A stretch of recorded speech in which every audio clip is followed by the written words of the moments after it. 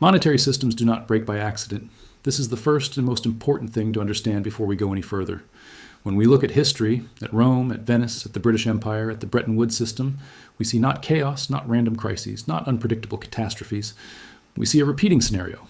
The same set of signals appears again and again as a harbinger that the old order is coming to an end. If you know this pattern, you always understand what will happen next. Not in details, not down to the exact day, but in broad terms, you understand. But before talking about patterns, let's deal with a basic concept. What is a monetary reset? This is not an ordinary crisis. This is not a recession. When the economy contracts for a couple of years, people tighten their belts, and then everything recovers and moves on. This is not a market crash, after which markets rebound, and those who did not panic end up ahead. A monetary reset is something fundamentally different. It is the moment when old obligations become impossible to fulfill, when the system has accumulated so many contradictions, so much debt, so many promises that cannot be honored, that they can no longer be resolved within the existing rules. The rules have to be changed. During a reset, the very anchor of trust changes, what people's faith in money rests on. The rules of accumulation change, how people preserve and grow wealth, which assets are considered reliable, which strategies work. And most importantly, most painfully, the winners and the losers change. Those who were rich in the old system may wake up poor in the new one.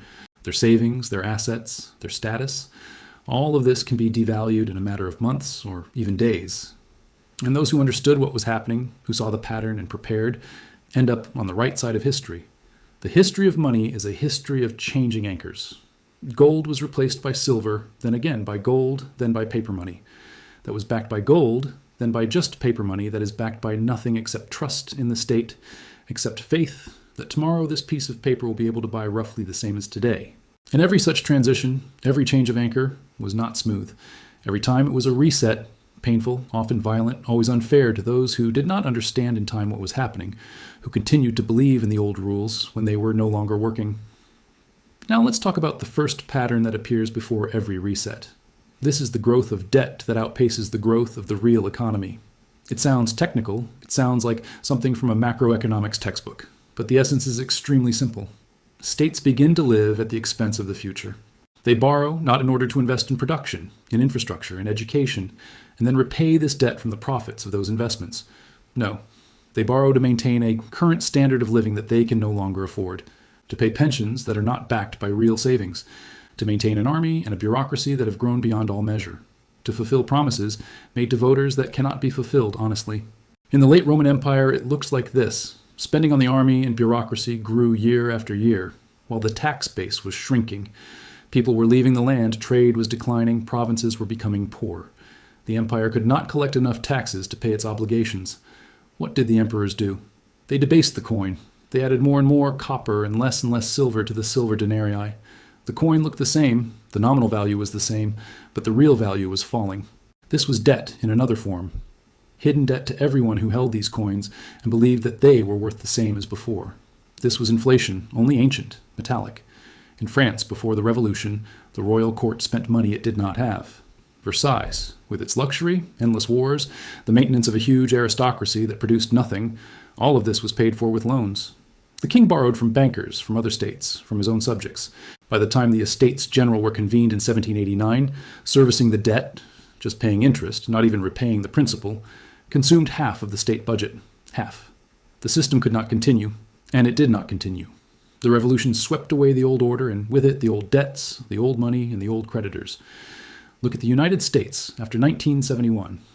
When President Nixon closed the so-called gold window, when the dollar stopped being exchanged for gold at a fixed rate, this was presented as a temporary measure. That is exactly what they said. We are temporarily suspending convertibility. But this was a point of no return. The moment when the old system died, even though the corpse continued to move. Since then, United States government debt has grown from approximately $400 billion to more than $34 trillion. This is growth of almost 100 times. The economy over this period grew significantly less. The difference between the growth of debt and the growth of the economy is promises that cannot be fulfilled within the current system. This is debt that the economy cannot service through real growth. It can only be serviced through the printing of new money, through the devaluation of old obligations, or through a reset. When debt becomes not a temporary measure, not a tool of development, but the system itself, a reset becomes mathematically inevitable. This is not a question of ideology, not a question of political will. This is arithmetic. Debt that grows faster than the economy sooner or later becomes unbearable. And then the rules have to be changed, voluntarily or forcibly, in a planned way or chaotically. The second pattern is closely connected to the first, but it concerns not the state, but money itself. Money breaks away from reality.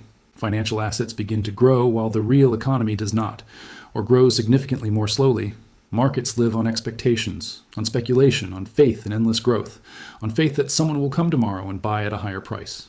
In production, labor, real goods and services, everything that makes up the real economy lag behind. A gap arises between how much pieces of paper are worth and how much the real world is worth.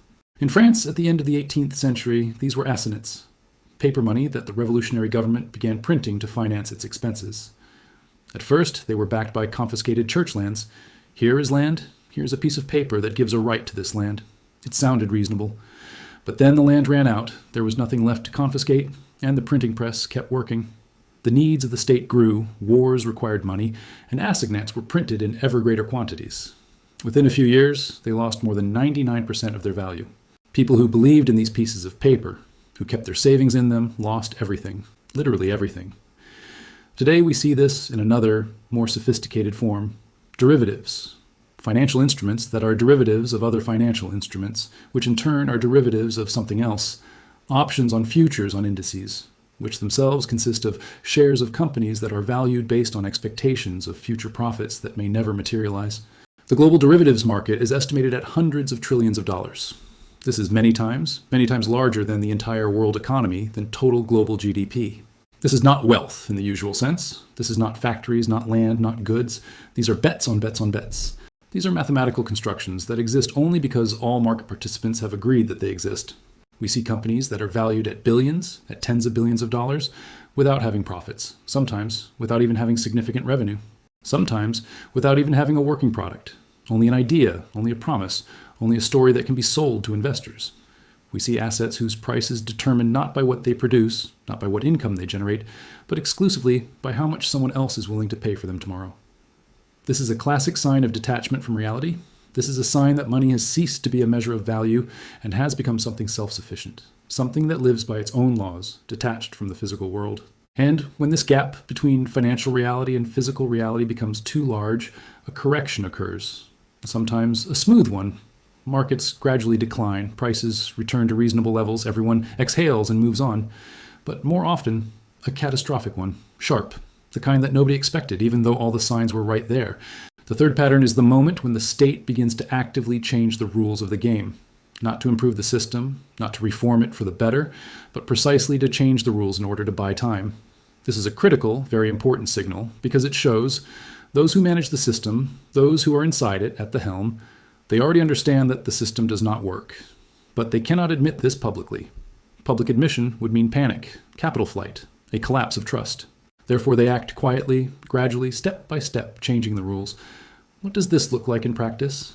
A freeze of deposits. People come to the bank and discover that they cannot withdraw their money. Limits on cash, withdrawals, queues, closed doors, capital controls. You cannot transfer money abroad. You cannot buy foreign currency. You cannot move savings out of the country. New taxes that are introduced as temporary, as emergency measures for the period of the crisis, but remain forever, because for some reason the crisis never ends. A fight against cash under noble pretexts, combating crime, combating terrorism, combating tax evasion. But the real goal is different, to make money fully visible, fully controllable. In 1933, at the height of the Great Depression, President Roosevelt signed Executive Order 6102, which prohibited American citizens from owning gold. Not investment gold, not gold bars, any gold, including coins. All gold had to be handed over to the state, exchanged for paper dollars at a fixed price, about $20.67 per troy ounce. This was presented as a patriotic duty, as help to the country in a difficult hour. After the gold was collected, its official price was raised to $35 per ounce, raised by almost 70%. Those who obediently handed over gold, who trusted the state and fulfilled their patriotic duty, lost almost half of their savings in real terms overnight. Those who did not hand it over, who hid coins, who risked a prison sentence, preserved their wealth. In Cyprus, in 2013, people woke up on a Saturday morning and discovered that the banks were closed. Not for the weekend, closed for an indefinite period. ATMs did not work or dispensed tiny sums. The government introduced capital controls and then announced the confiscation of part of large deposits, those exceeding 100,000 euros, to save the banking system. This was called a nice technical term: bail-in, internal rescue, internal recapitalization. In practice, this meant that people's savings, their money that they had earned and placed in banks, were used to plug holes in the financial system. People lost up to 60% of their deposits. The fight against cash is a relatively new tool in this arsenal, but it fits perfectly into the same logic. When money becomes fully digital, when every transaction passes through the banking system, controlling it becomes incomparably easier. You can see every purchase, every transfer. You can freeze any account with the press of a key. You can introduce negative interest rates, and people will have nowhere to run.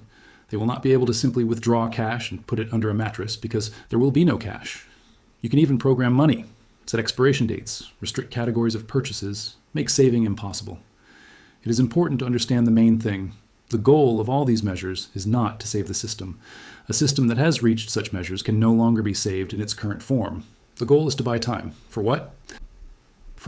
So that those who understand the situation, who are inside, have time to restructure, have time to move assets, have time to prepare for a new reality, so that the transition to a new system happens on the terms of those who control the process, and not those who are its victims.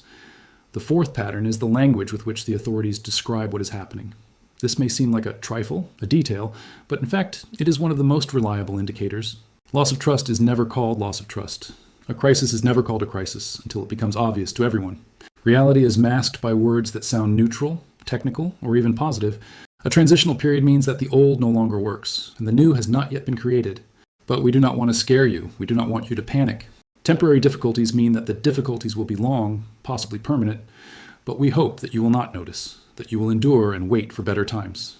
A new normal means that the old standard of living will no longer exist, that previous expectations must be forgotten, that you must get used to less and say thank you for what you have. Financial stability means that the system is so unstable that emergency measures have to be introduced, that it is necessary to do what was previously unthinkable and call it stabilization. When you hear these words from officials, from representatives of central banks, from finance ministers, be on guard. This is a signal, not that they necessarily lie consciously. Many of them themselves believe what they say. They work inside the system. They think in its categories. They hope for the best. But language gives away a reality that the facts have not yet fully confirmed. Trust is already leaving, but this is not yet openly acknowledged. When it is acknowledged, it will be too late.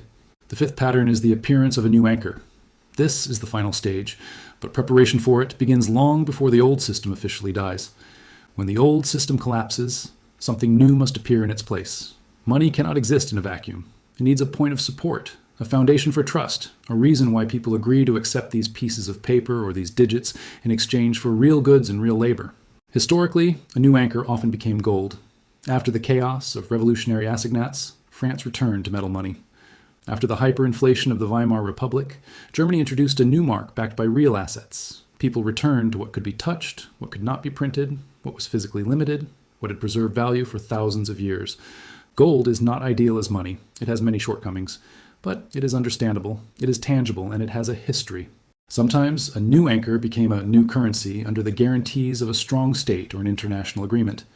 The dollar after Bretton Woods became the world reserve currency, because behind it stood the most powerful economy in the world and a promise to exchange dollars for gold at a fixed rate.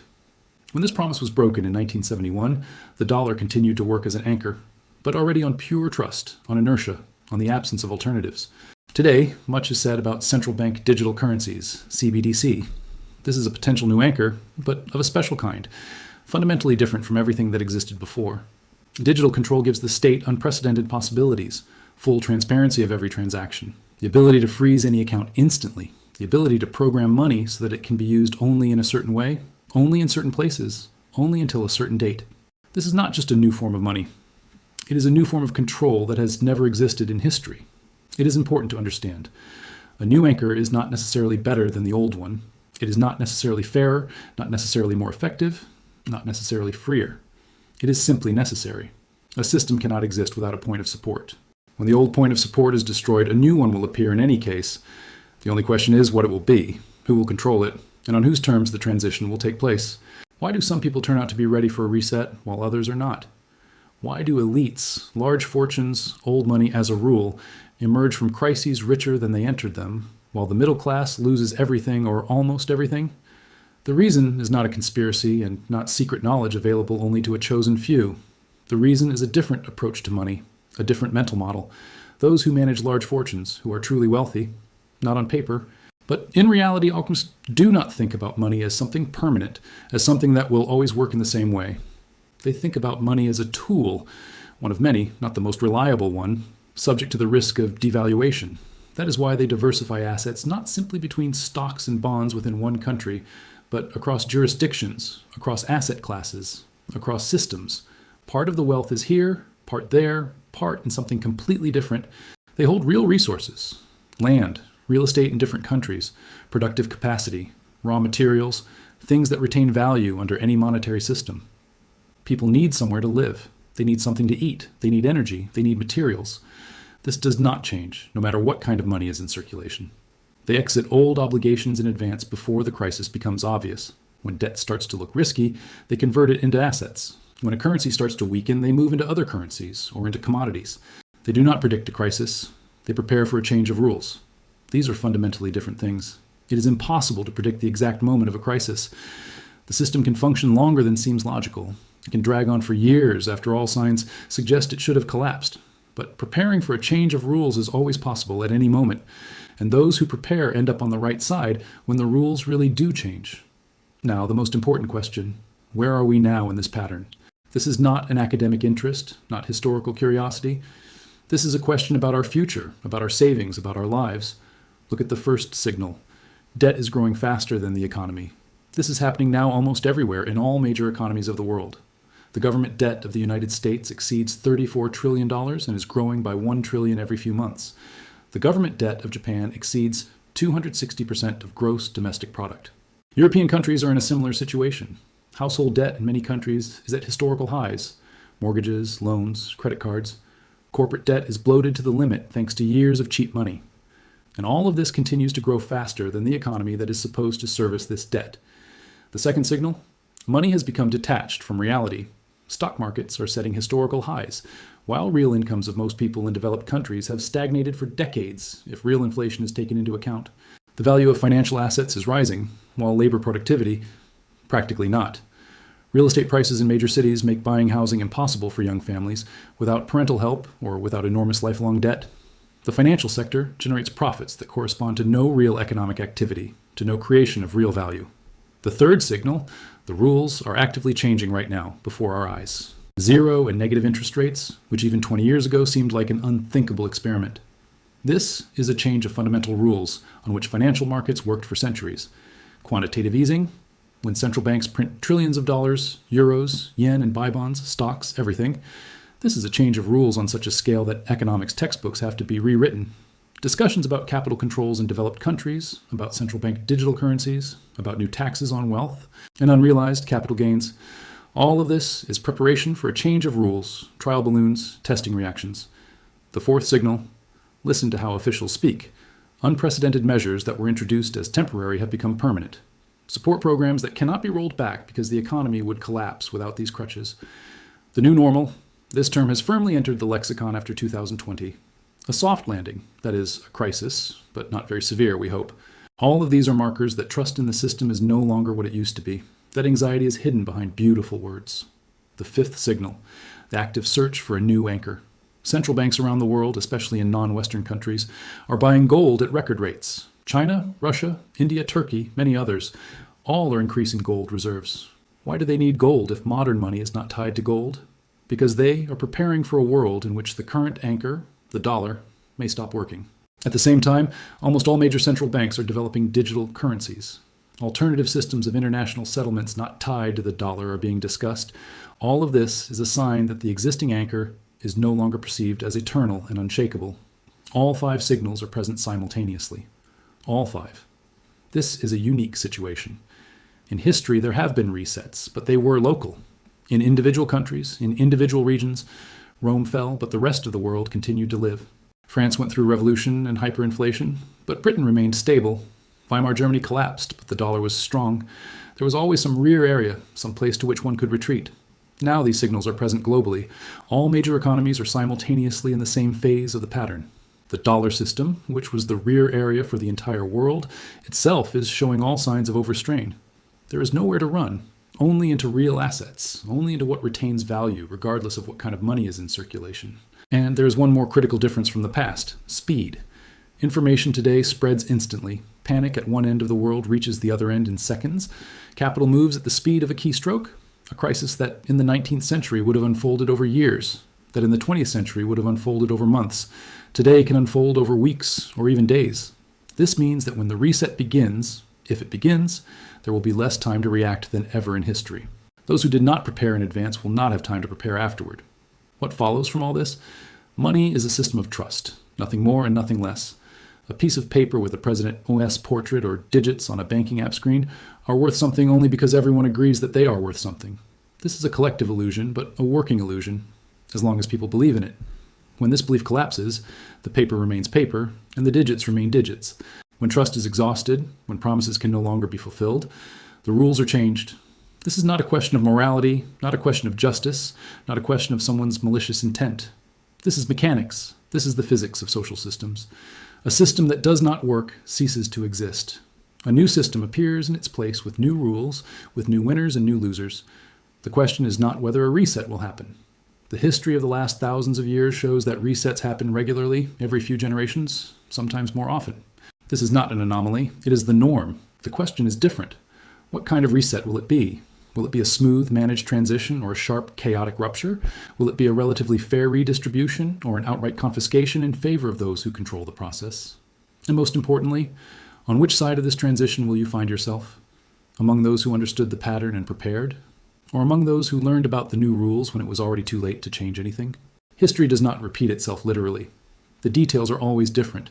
Technologies, institutions, names, dates. But the structure of events, the logic of development, the pattern, they repeat with frightening accuracy. History does not repeat. It rhymes.